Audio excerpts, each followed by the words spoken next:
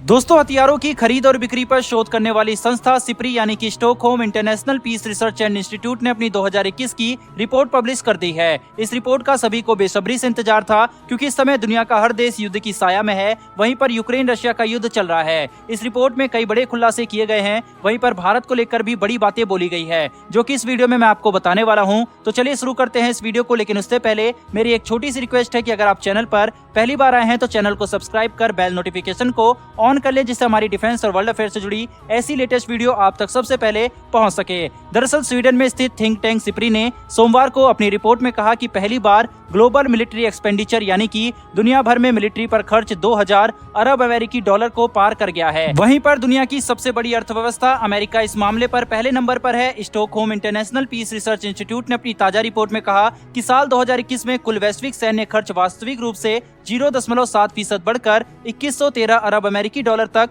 पहुंच गया है। इस रिपोर्ट में कहा गया है कि साल 2021 में सबसे ज्यादा रक्षा पर खर्च करने वाले 5 देशों में अमेरिका, चीन, भारत, ब्रिटेन और रूस थे, जिन्होंने कुल मिलाकर 62% खर्च कर डाला। वहीं पर इस रिपोर्ट में आश्चर्य के साथ ये बताया गया है कि कोरोना महामारी के बावजूद डिफेंस खर्च में रिकॉर्ड तोड़ बढ़ोतरी देखी गई है। 2021 में अमेरिकी खर्च 801 अरब डॉलर रहा। रिपोर्ट में कहा गया है कि मुद्रास्फीति के कारण वास्तविक विकास दर में मंदी थी। हालांकि सैन्य खर्च में 6.1% तक की वृद्धि देखी गई है। सैन्य खर्च के मामले पर दूसरे नंबर पर चीन रहा। इस रिपोर्ट में कहा गया है कि चीन सैन्य खर्च के मामले पर विश्व में दूसरे नंबर पर है और उसने 2021 में अपनी सेना को अनुमानित 293 अरब अमेरिकी डॉलर का बजट दिया, जो साल 2020 से 4.7% अधिक रहा। सैन्य खर्च के मामले पर तीसरे नंबर पर भारत है। इस बीच साल 2021 में भारत का सैन्य खर्च बढ़कर 76.6 अरब डॉलर का हो गया है, जो 2020 के आंकड़ों से 0.9% अधिक है। हालांकि 2021 के आंकड़ों में भले ही भारत तीसरे नंबर पर रहा, लेकिन जब 2022 का आंकड़ा अगले साल आएगा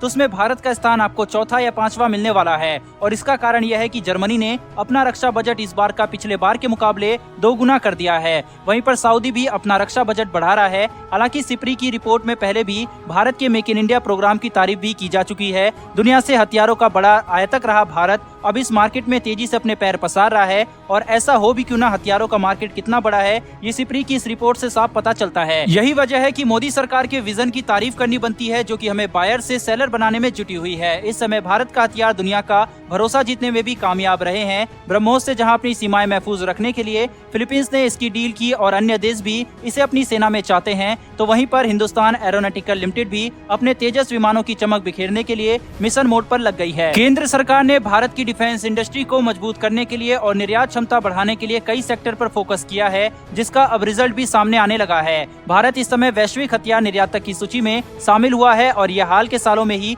हुआ है। हालांकि हथियारों के निर्यातक की सूची में भारत की रैंक अभी 23वीं है, लेकिन आने वाले सालों में ये सुधरने वाली है। वहीं पर 2015 से सिप्री की रिपोर्ट के अनुसार हथियारों के आयात में भारत ने भारी गिरावट लाई है। अब भारत विदेशों से वही हथियार खरीद रहा है जिसे हम बनाने में अभी कामयाब नहीं हुए हैं। भारत ने दूसरे देशों से हथियारों में अपनी निर्भरता काफी हद तक कम कर दी है, जो कि यह दर्शाता है कि भारत का मेक इन इंडिया प्रोग्राम काफी अच्छे से और काफी तेजी से बढ़ रहा है। अगर हम भारत के हथियारों की बात करें कि आखिर कौन कौन से देश भारतीय हथियारों को यूज करते हैं, तो भारत का सबसे बड़ा हथियारों का ग्राहक म्यांमार है, जो कि अकेले ही कुल निर्यात का 40% से ज्यादा हथियार हमसे खरीद रहा है। इसके बाद श्रीलंका का नंबर आता है, जो कि 25% हथियार हमसे खरीद रहा है। वहीं इसके बाद मॉरिशस का नंबर आता है, जो कि 14% हथियार हमसे खरीद रहा है। हाल ही में मॉरिशस ने चॉपर्स और डॉनियर विमान भी हमसे खरीदे हैं। वहीं पर अब इस लिस्ट में फिलीपींस भी जुड़ने वाला है, जिसने भारत से ब्रह्मोस की डील की थी, क्योंकि खबरों के मुताबिक वो सेना के लिए भी ब्रह्मोस भारत से खरीदेगा। इससे पहले वाली डील उसने नेवी वर्जन की थी।